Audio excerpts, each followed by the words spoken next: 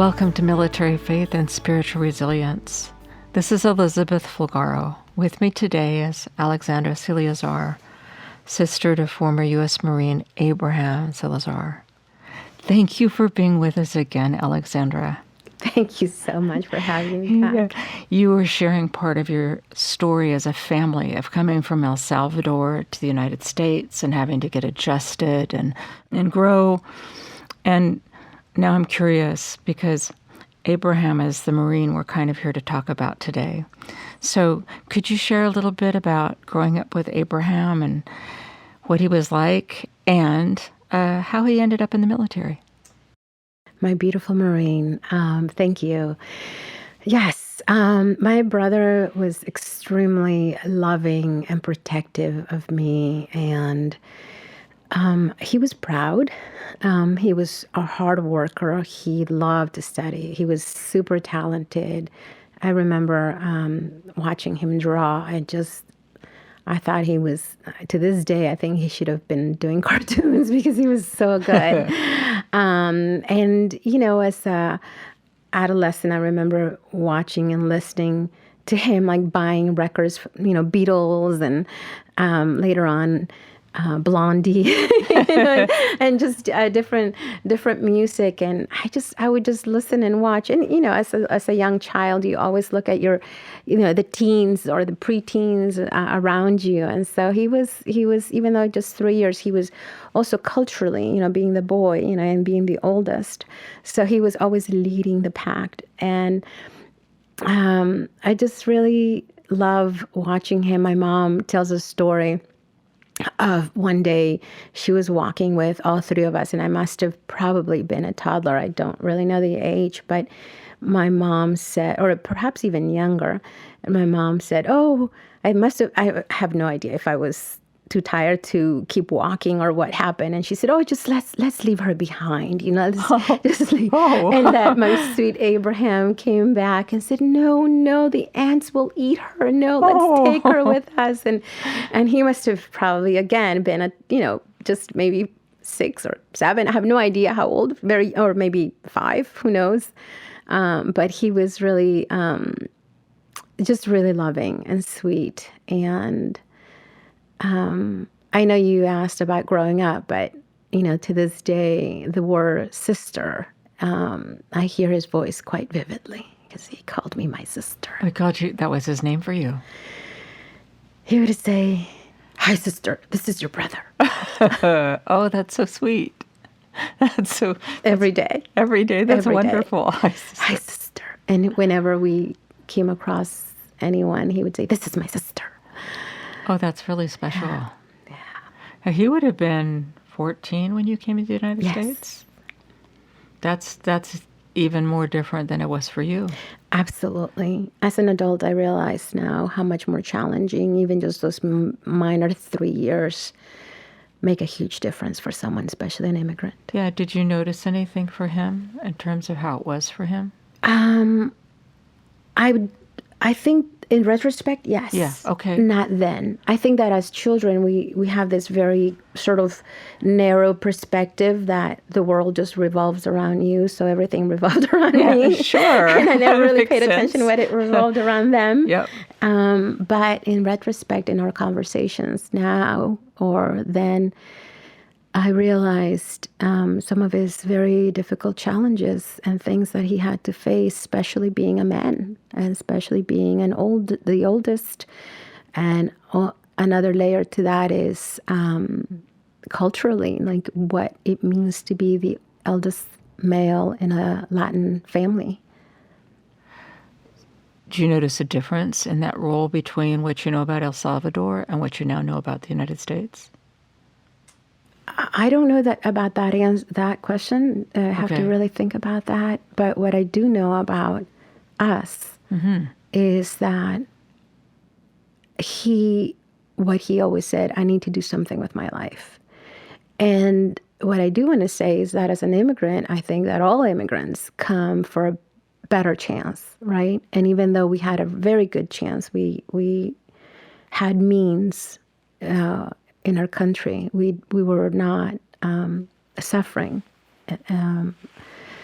financially, but politically, things unraveled, whether we liked it or not, that were out of our control. Mm-hmm. And for the sake of safety and for the sake of parents giving their children a better future, that goal is something, or that responsibility is on our shoulders. Yes. To follow our parents' dreams, to make sure that their sacrifices come to fruition. That would be heavy sometimes. It's heavy. It's heavy. Yeah. Did you notice that on Abraham? As the oldest son, too? Yes. I would say yes. Yes. Yes. Do you have any additional thoughts on that, of what he might have felt? And I know you're just kind of looking back, reflecting. We're not asking him. Mm-hmm. No, but yes, I'm quite aware, because he often said, he always said, and actually the reason I think he joined the military is because he was an extraordinarily intelligent person. I would even say gifted. But we were not of the means to put ourselves through university as immigrants, and to have had, when parents, and as I referred in the earlier segment, is that parents themselves are adapting. So they're adapting to the new rules and society and availability of things in the community. And not all teachers really reach out to all children equally, and that happened to me as well in school, that not the avenues of scholarships are not necessarily discussed with all children equally. So not knowing what avenues he would have to help him, what resources he would have to help him, mm-hmm. He had to do that on his own. And I had to do that on my own as well, separately and differently. But he had, 4 years to figure it out. It's not very long. It's on just his own. And he's learning English, and he's learning about the new place he is. That's not very much time. Yes, because you think of parents or generations who are born and raised here. There is knowledge of whether scholarships or anything. My parents didn't know that. So my brother did know the military, and he was actually just walking one day, and we used to have a lot of recruiting stations. I remember growing up in San Francisco. Now you don't see them anymore. But he passed by a recruiting station, and someone said, "Come on in," and he went in, and he saw that as an opportunity. And it wasn't that foreign, the conversation of being a military person. It was not a foreign conversation. No, that makes sense. How old was he when he walked into that recruiter's office, do you think? It was shortly after he graduated high school. So he's looking for that next step. Mm-hmm. Was he looking at college at all, or was that not possible where you were at that time? He was definitely interested. I personally don't know if he knew or did not know how to go about it. That makes perfect sense. Okay, so this became an option for him to find his way forward. That makes a lot of sense. Did he ever share why he picked the Marines? Oh, yes, he did share. Oh, good. Oh, yes, he did share. Actually, he wanted to be in the Air Force.